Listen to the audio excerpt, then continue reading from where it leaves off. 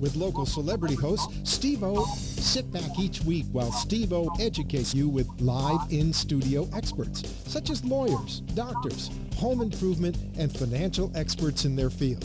Call in and have your questions answered each week at 888-565-1470. Now, here is Steve-O with today's expert in their field. Hey, good afternoon. Welcome to another Ask the Experts, where we bring you experts in the field of legal, health, financial, and home improvement. I love today because I am 60-ish, young 60-ish, and we are doing an anti-aging show today. I have the co-founder and managing director, James Ritchie of Anti-Aging and Wellness Clinic, and this is his second show. We do a show with him every month, and for the next 30 minutes, we're going to talk about anti-aging. And welcome, first of all, James. Great to be here. Thank you. I'm so glad you're here. See, I've actually done this program, so I understand it, and it is probably the greatest program I ever got on. Now, the only thing I did wrong is that you really need to be on it 6 months to a year. And I was only on it for 3 months, but what I saw from 3 months. But tell everybody, how did you get involved with this? Well, I was semi-retired in Costa Rica. I'm 53. Rough life. Yeah.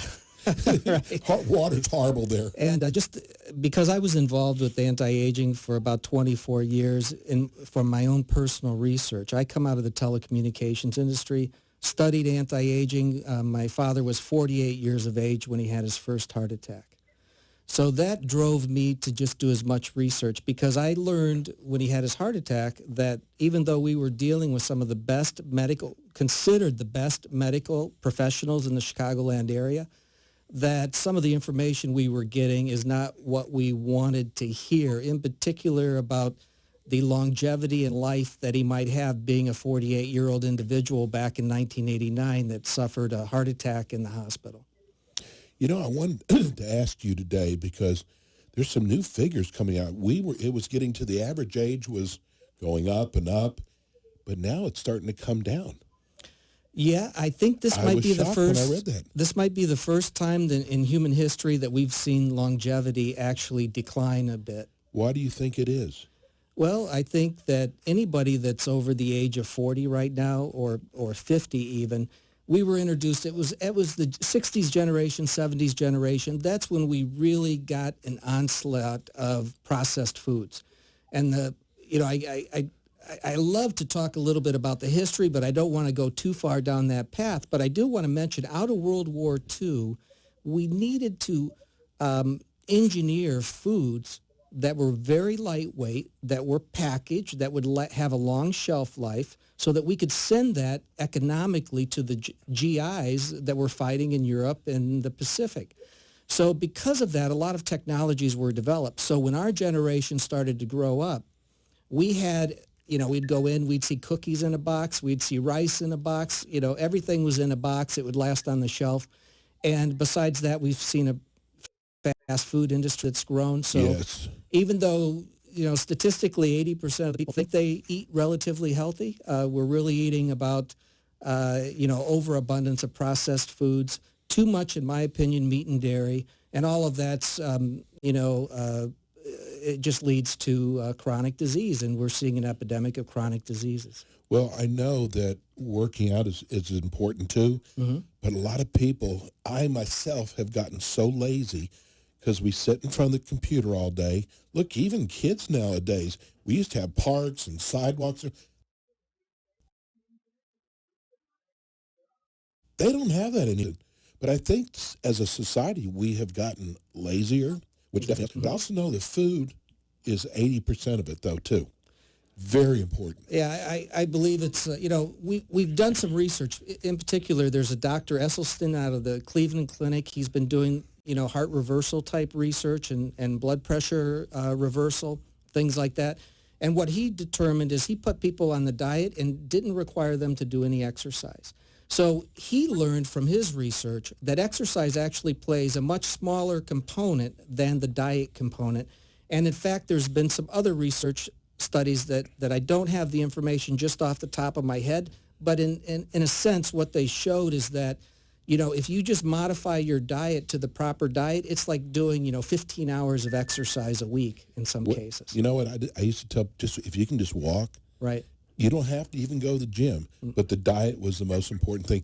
So tell everybody now, you have this clinic, and it actually, because we have people from all over the United States. We have 4 clinics. You have 4 clinics. Yeah. And people from, actually, we get a lot of New York people that listen to our show. Tell us about your clinic.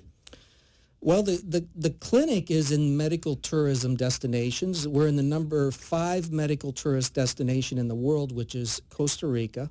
We have 2 clinics in Costa Rica. We have another clinic in Mexico. We're in the process of opening another clinic in Panama, Panama City, Panama. And then now we're actually going to be moving into the United States in the Kentucky area first, because of the relationship that we have with one of the great, I consider him one of the great anti-aging physicians, and we're going to bring him down to Florida as well, and we're going to start delivering services in Florida. Now, if you're in New York now, you can actually do this over the phone. I did mine over the phone. The first thing you're going to do is do a complete blood workup. Is that right? Right. I mean, a lot of it you can do over the phone. In fact, they can do surgeries, remotely in the war zone of Iraq from people in New York using a Da Vinci type surgical machine. So technology's really brought us all together no matter where we're at. Now, because of the legal issues, and, there's some bad players in the industry, right? There's some people that are not exactly the most ethical when they're doing their service. And so, in a sense, we really need to have that physician-patient relationship established. So that requires the first visit be face-to-face with the physician. He needs to know you, understand what you're all about, listen to what your symptoms are, really spend some time, and then do the very comprehensive blood testing and perhaps some other testing depending on what your symptoms are. And then from there, try to craft a program that's going to help you avoid chronic disease. Potentially, if you really want to go, hardcore, reverse chronic disease, which we can, now there's research in the literature. People are doing it. We are doing it. You can reverse heart disease with diet. You can reverse type 2 diabetes with diet in many cases. And it really is a matter of just educating the patient on what they need to do.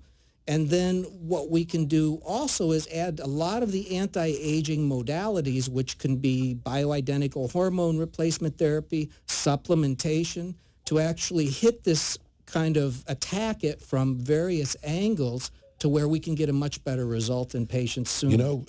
James, I never knew that young people could have low testosterone too.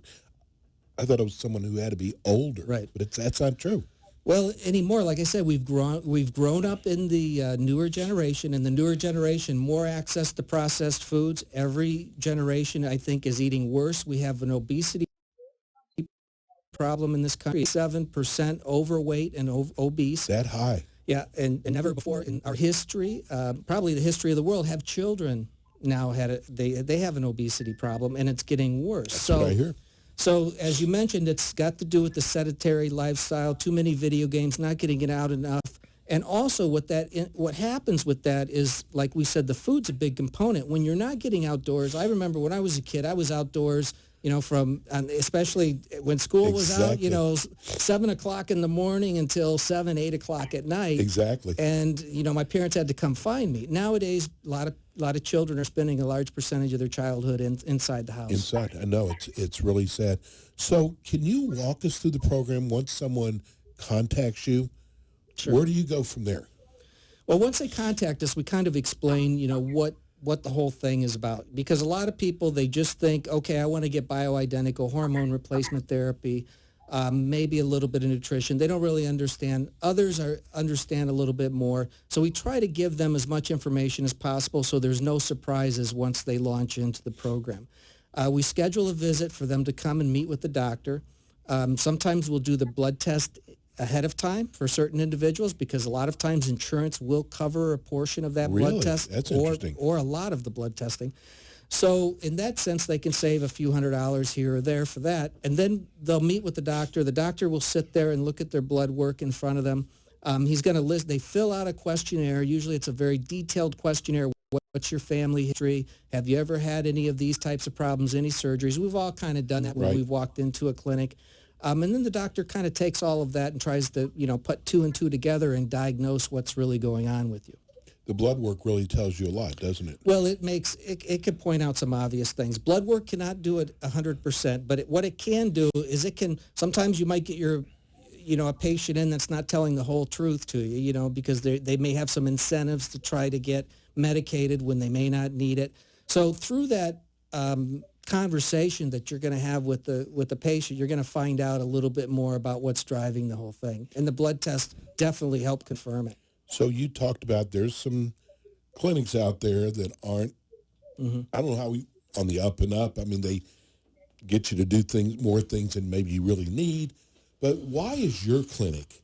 Tell me why I should come to your clinic over every other clinic. Well, constantly, I mean, we really want to grow this into something exceptional. So constantly what we're doing is looking at what the competition's doing, and then we're looking at what we're doing, and we're making sure that we're going to be doing what's really the evidence-based information that's on the cutting edge. And what that entails really is the type of diet. Most of our competitors are still, I would say, 10 to 15 years behind in the diet knowledge, okay? I think we're on the cutting edge of the diet knowledge. I think you're going to see in the next 5 years a lot of the realities that we thought were true in the past completely change. People are going to understand a lot more about what the role diet does play in our health and wellness. And I think a lot of that information has even been suppressed in some cases because we have a lot of strong lobbying and special interest groups that want to protect their areas of business. Well, one of the things that I noticed is that a lot of people seem they were just going there to lose weight. And this does so much more. It's not just about losing weight, is it? In fact, you were just talking about possibly reversing heart disease because of the diet. Exactly. I mean, most people that do reverse heart disease also lose a lot of weight. So and that's because we're teaching them how to eat. We're teaching them what their species is and what the perfect diet is for that species. And then we try to educate them on how to make food that might be different than what they're accustomed to. But it's really kind of like the beans. So you teach them how to make foods too. Well, we provide them with recipes, right? Because what's funny is that we try to take meat and dairy out of the diet especially if you're on a heart reversal program. The only heart reversal program that's worked from a nutrition is a whole food plant-based diet. That means not processed foods. Okay. That means not meat and dairy. Okay, so what we've got to do is what about chicken or fish? No, chicken or fish. That's all the same thing. When it comes to reversing heart disease, we've got to get all saturated fats out of the diet and all cholesterol out of the diet. Is this vegan? Is this like a vegan? It's vegan, but you can be a vegan and eat Dunkin' Donuts, okay? So the thing is that we want to eat vegan, but we want to eat nutrient-dense foods. So we want to build meals around beans and greens, ideally. Beans and greens and some greens, whole grains. And when you do that, then we have some tricks that we can teach people. It's a matter of education. It's really great stuff and it's simple, but we can make salad dressings. We can give you good salads. We can do vegan pizzas. We prefer, to limit that because we want to limit as much processing as possible. We want it to be just like it grows in nature. That's the ideal. Maybe cook it a little bit in some cases. Generally, we recommend about 50% of your food be raw. The other 50 be cooked into soups and different things like that. And you're on this program yourself. I've been on it for about 3 years, yeah. Okay. Is it hard to do? It's hard to learn it. It takes about 72 hours, we found, for people to, and you got to have motivation to learn it, right? So that's where it's great. If you're thinking about going in for bypass surgery and you really study the statistics related to bypass surgery and angioplasty, some of us in this community that believe in reversing heart disease in patients almost consider that the cardiologist not introducing this diet as an option to the patient is a form of not providing full consent about what their options are. I actually had a cardiologist come on our morning show, and I was really surprised because I agree with you. Diet is so important when it comes to your heart. And this guy, I'm telling you, he weighed over 300 pounds. Right. And this was a cardiologist. Yeah. So it seems like maybe the cardiologist needs some education too.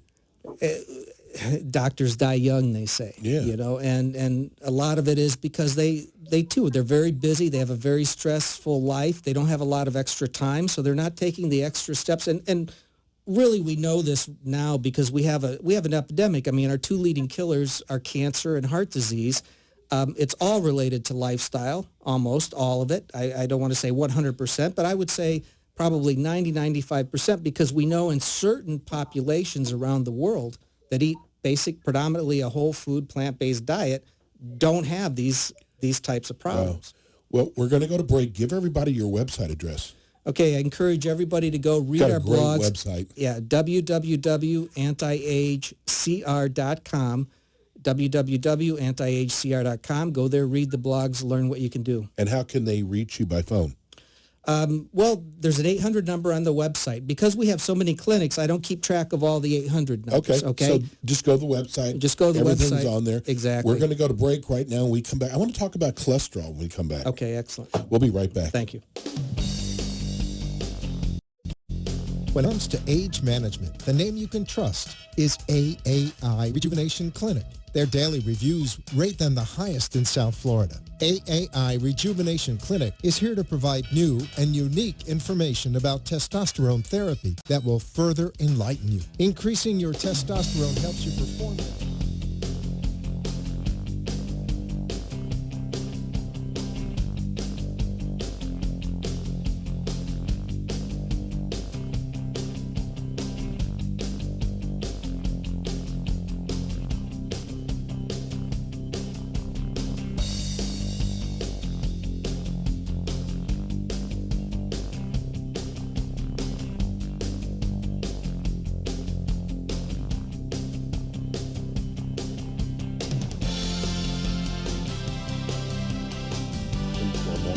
And we're back. We're back here with James Ritchie. We're talking about anti-aging and wellness clinic.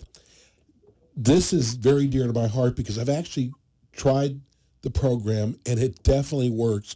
We're talking a lot about nutrition because that's so important. And I want to talk about cholesterol.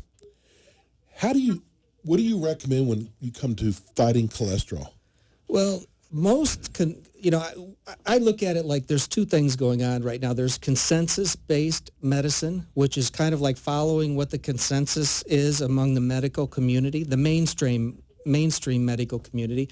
And there's evidence-based medicine. And I try to say we tend to lean on the evidence-based even more than some of these others that claim they are. But in a sense, they're still treating people in a consensus-based paradigm. And if you look at any of the literature, heart disease is only avoided and stopped if your total cholesterol is 150.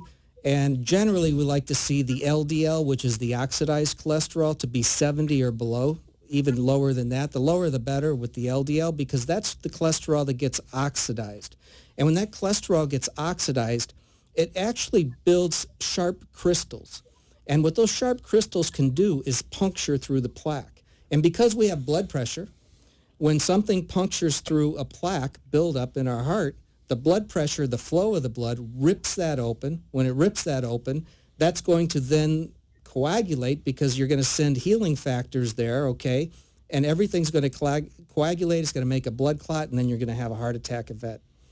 Wow. So what do you think about statin drugs? Well, if we keep the cholesterol at 70 or 60, the LDL, the oxidized cholesterol, which is the bad cholesterol, at 70 or 60, we would probably not recommend continuation of statin drugs because I'm hearing that more and more. Right. We know that people that have been on statin drugs for a number of years have a higher chance in some studies to develop type 2 diabetes. Okay. Wow. So we're kind of like it's kind of like when you're using nature to heal or to help people get better.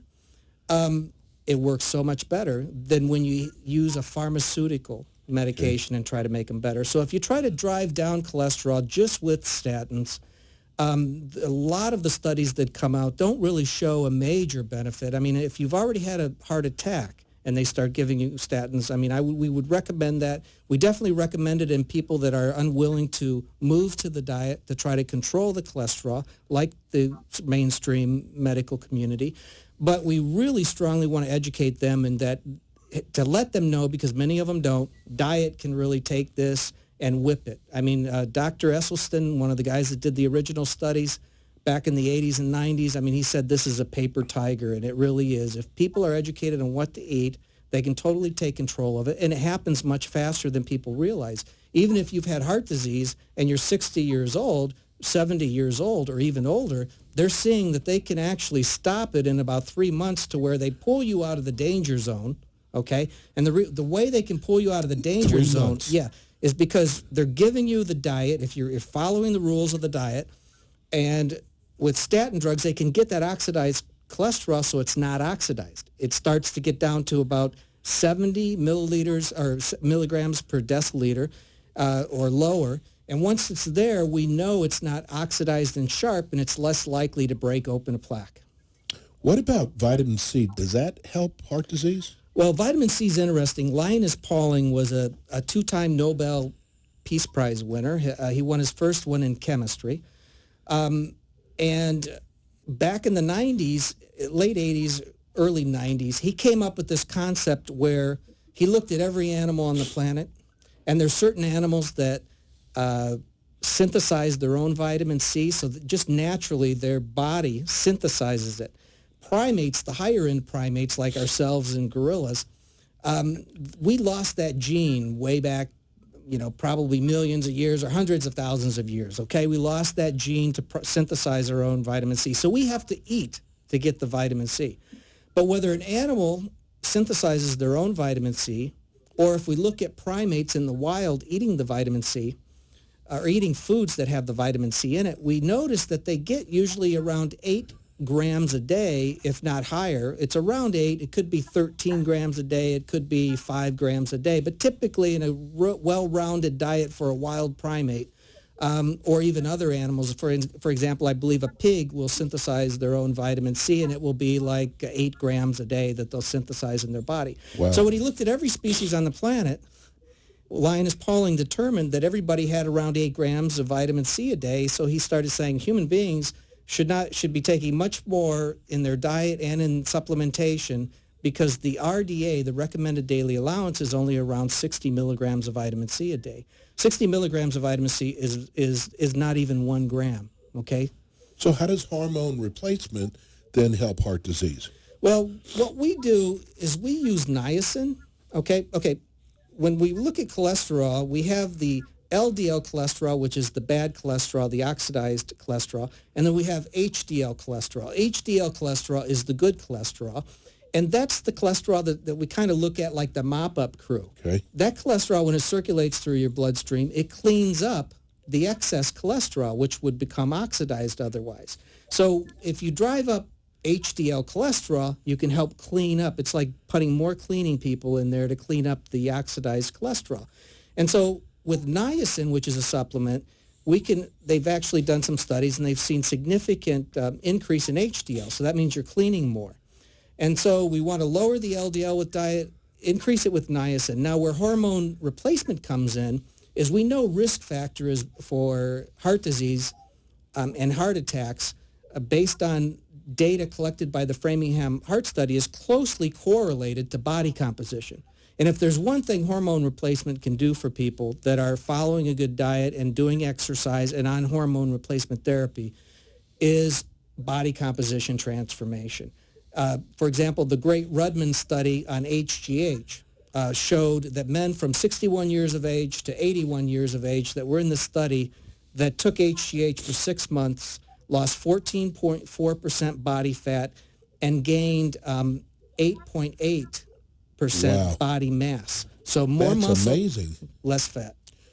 So I was telling you before the show, I was on the Samorlin. Mm-hmm. That was one of the Right, other. exactly. Mm-hmm. Tell people about Samorlin.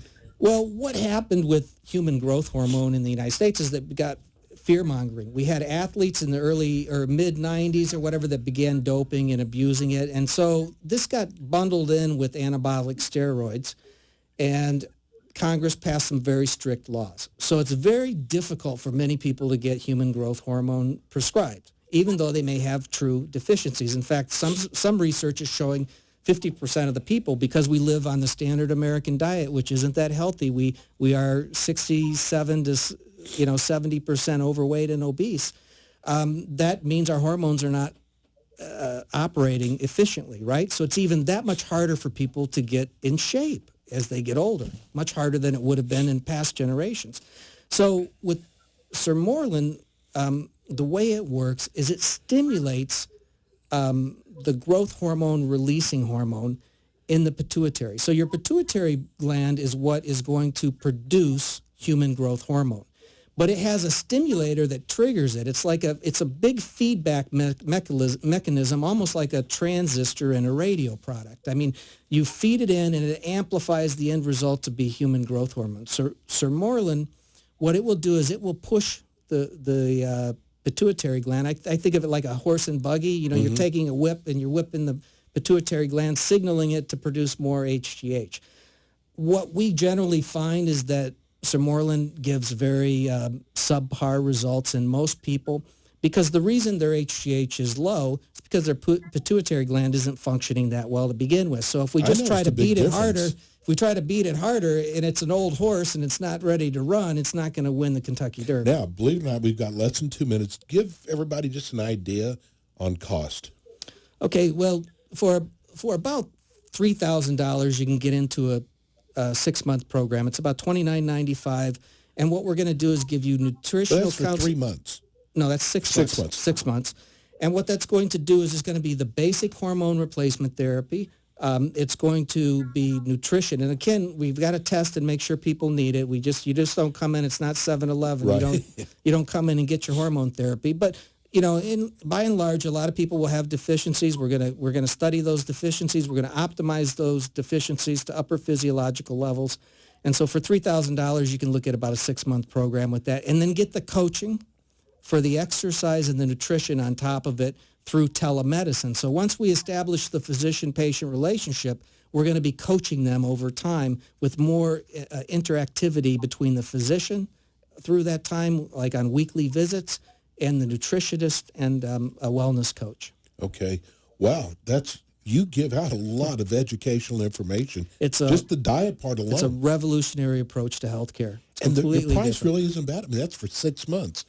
So the price is not bad at all. I remember they were saying Super Bowl tickets go for $4,000, $5,000. Yeah. And, wouldn't it be better to get yourself into shape and eliminate the risk factors that might kill you so you can spend more years with your family? I mean, how many added years do you think? We know from risk studies that have been done in the Framingham Heart Study, I know we're short on time, but from the Framingham Heart Study, we know on the risk factor calculations, if we can reduce those from 20, 30% risk factors that you're going to have a heart event in 5 years, that we can push that down into the 5-10% range. Give everybody your website address. It's www.antiagecr.com, www.antiagecr.com. And your phone number's on there. Phone number's on there. And if people have got questions, I'm sure you have some kind of a free consultation. Mm-hmm. Folks, I'm going to tell you something. If there really is anti-aging, this really does work. And it does. Give them a call. Give James Company a call. He's the co-founder and managing director of Anti-Aging and Wellness Clinic, and he'll be back with us again. I could do this for another hour, easy. He'll be back again with us next month. And one more time with the website, antiagecr.com. And when we come back, we got another half show, and we'll be right back. The Anti-Aging Wellness Clinic is the leading international medical group with treatment centers in key medical tourist destinations. Currently, they have 2 treatment centers in Costa Rica, 1 in Tijuana, Mexico, and a 4th under construction in Panama. Their treatment centers are staffed by the most experienced anti-aging team in the Latin America region. The physicians are board certified by the American Academy of Anti-Aging Medicine. The centers concentrate in many different anti-aging therapies: bioidentical hormone replacement, BHRT, facial and skin rejuvenation, medical weight loss, as well as vitamins and supplements. Human growth hormone replacement for AGHD is one of our leading treatments. The Anti-Aging and Wellness Clinic's mission is to safely and effectively get their patients on the fast track to optimal wellness. By doing so, ultimately helping them to avoid unnecessary common age-related chronic diseases plaguing the United States. The health of Americans and the U.S. healthcare system specifically is spiraling out of control. Costs are growing and in many cases not affordable for elective procedures. With an overweight, obesity epidemic approaching